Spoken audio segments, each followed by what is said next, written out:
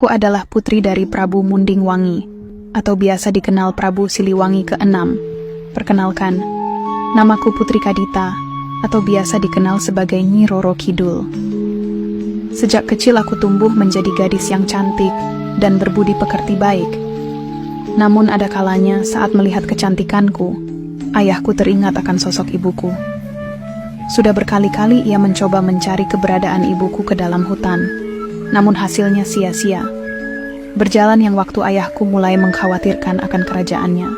Dia tidak memiliki istri dan anak laki-laki sebagai penerusnya kelak, dan ayahku meminta kepadaku untuk menikah lagi demi kebaikan negeri ini. Tentu saja aku menyetujuinya. Tidak lama kemudian, ayah aku menikah dengan seorang wanita bangsawan bernama Dewi Mutiara. Beberapa bulan berlalu terdengar kabar bahwa Dewi Mutiara mengandung seorang bayi laki-laki.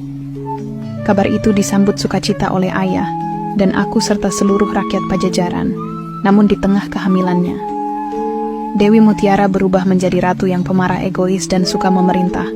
Pada awalnya ayahku memenuhi semua permintaan istrinya itu. Namun permintaan Dewi Mutiara semakin hari semakin aneh demi kelancaran kehamilannya. Ia ingin mengusir aku dari istana dan meminta hanya kepada ayahku. Akan tetapi ayahku sangat tidak setuju dengan permintaannya itu.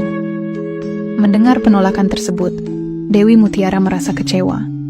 Kesal dan sangat, dia menganggap selama aku berada di istana, kasih sayang sang Prabu akan selalu terbagi menjadi dua.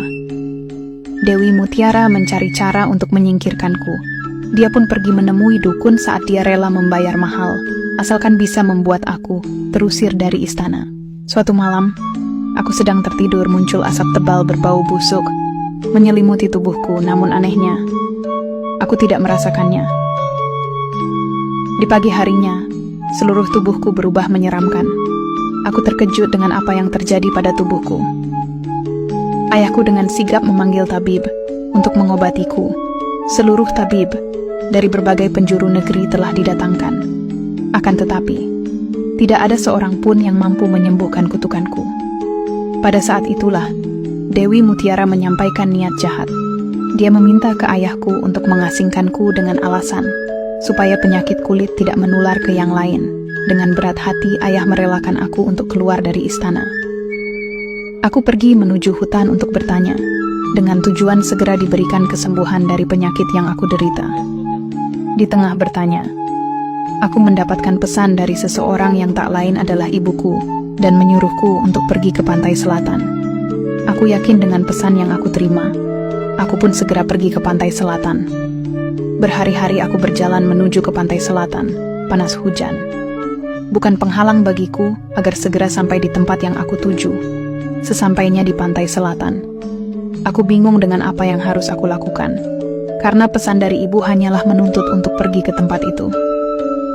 Aku hanya diam tertegun melihat deburan ombak besar khas laut selatan. Di tengah lamunan, suara ibu terdengar kembali menyuruhku untuk masuk ke dalam laut. Dengan penuh keyakinan, akhirnya aku segera melompat ke dalam laut. Seketika bintik di tubuhku perlahan mulai menghilang. Tidak hanya itu, aku juga berubah menjadi gadis yang lebih cantik. Aku bersyukur dengan kesembuhanku dan berniat membalas kebaikan yang aku dapatkan.